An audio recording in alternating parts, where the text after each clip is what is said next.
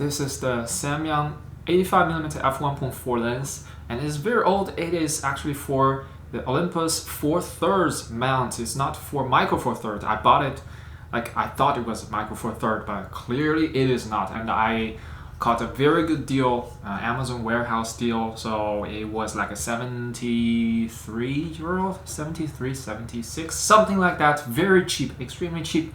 So, you know, once in a lifetime opportunity, you can get one of these deals. So I immediately bought it, and after a bunch of research, you know, there are a lot of mounts that are made by Olympus that are very confusing. There's an OM mount, there is the 4/3 mount, and right now we have a micro 4/3. So what's the difference between 4/3 and a micro 4/3?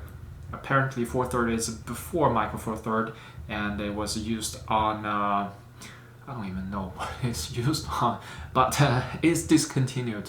It is out of production. Nobody uses them anymore, and you don't see them anywhere anymore.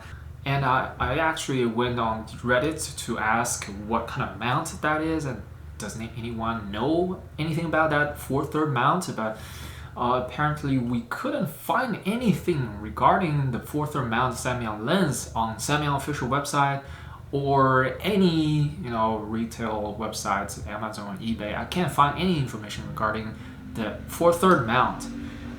So we thought, okay, maybe 4/3 mount Samyang lens didn't exist, and it was just a mistake by Amazon that they listed as a 4/3, and in reality, it is actually a micro 4/3. But I am wrong. This is a 4/3 mount, and it doesn't go onto micro 4/3 camera, so I have to get an adapter. It's shipped from China all the way, so we'll see. Maybe in 2 weeks or 3 weeks should arrive, and we'll see how it performs on my camera. And this is the lens. It's beautiful, actually. I prefer this look over the typical modern Samyang, the red line look. This looks kind of a cleaner, I guess. The gold print is pretty nice. You have a little what is this called, a badge. It's a Samyang, and look at the lens element. It's huge.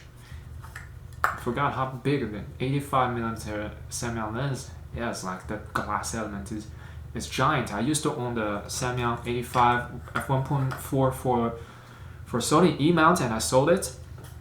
I sold it at a loss, and I regretted that sale. Basically I got scammed. Like, people, there's this guy who traded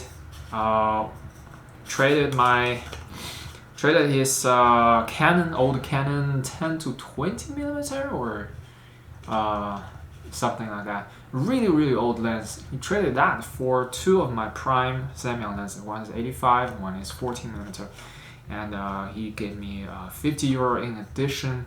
And in hindsight, it was a terrible trade. That was, you know, the old Canon lens was not even native mounts. I had to adapt it, and the quality is not great at all. The quality is really bad on Sony because of the crop factor is 1.6 on Canon APS-C, and on Sony is at 1.5.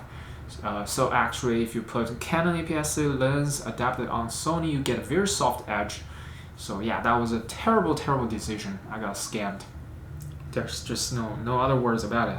But anyway, we got this lens back at a very cheap price. So yeah, kind of good karma.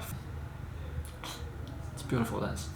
Anyways, recently I also brought this tiny little GX85 plus the 12 to 32mm lens on. It's not on a trip. I brought it with me to work actually, and I just put it in my bag. It's really compact. I never use this lens because I prefer a better lens like this, a more serious lens. The 12 to 60mm lens is a much better lens.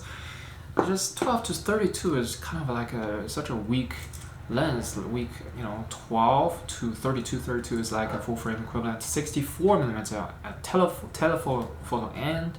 And the aperture is 3.5 to 5.6. Is a really slow lens, and it's kind of tiny, ugly, and all that. But actually, it's really compact, which makes it really fun to use, because there's no way I can put this like a 12 to 16 millimeter lens on this camera and then put in my pocket, put in my backpack. I can, but it's just so much easier to bring this with me to work and then just take it out of the bag anytime and snap pictures. I actually took some nice pictures and got some nice upvotes, got a lot of karma on Reddit, so that's nice.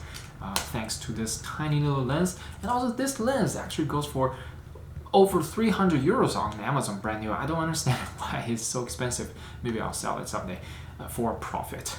It's crazy to think that people would buy this lens for 300. I don't think people will buy this lens for 300, right? You can find it on secondhand market for much cheaper. Anyways, this setup is really cool. Also with the 12 to 60 is also a really nice combination. Really love this little camera. Yeah, and yeah, it's just handsome little camera. That's what I want to talk about. Really cool. Look at this. Look at this. Focus. Can you focus?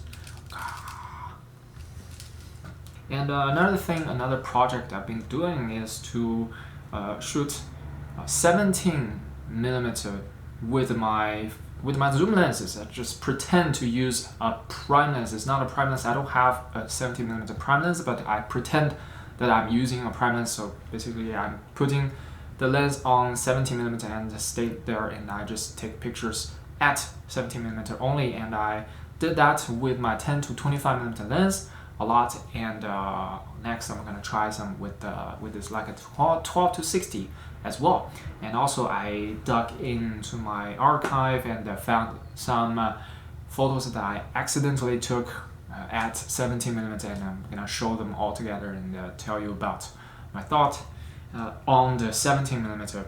And stay tuned, that video is coming soon. Alright, that's the little update talking head video.